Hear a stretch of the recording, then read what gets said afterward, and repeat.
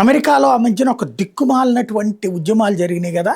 Abortion చేసుకునే హక్కు ఆడపిల్లకి లేదు.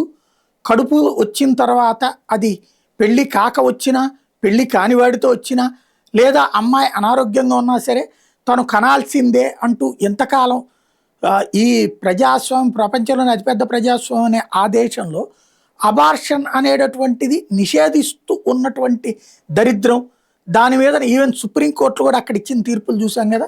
బట్ భారతదేశంలో మనం చాలా గొప్పవాళ్ళం, అమెరికా చదువుకున్న వాళ్ళ అని చెప్తూ అక్కడ మూర్ఖంగా ఉందనుకున్నాం కదా.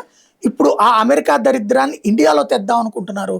దానికి తమిళనాడు వేదికగా చేద్దాం అనుకుంటున్నారు.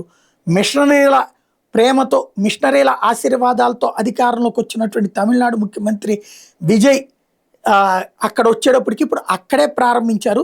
తమిళనాడు స్పీకర్ జేసీడీ ప్రభాకర్ తాజాగా స్వయంగా పాల్గొన్నటువంటి కార్యక్రమం, కేథలిక్కుల యొక్క సంబంధించినటువంటి కార్యక్రమం, యాంటీ అబార్షన్ ర్యాలీ. అబార్షన్ అనేది హత్య, కడుపులో ఉన్న పిల్లల్ని చంపడానికి వీల్లేదు అంటూ అక్కడ ఉపన్యాసం ఇచ్చుకొచ్చాడు స్వయంగా వాళ్ళ speaker. We have no right to abortion అన్నటువంటి నినాదం. దీన్ని బట్టి ఎక్కడికి వెళ్తున్నాం అన్నది ఇప్పుడు ఆలోచించాల్సిన సందర్భం.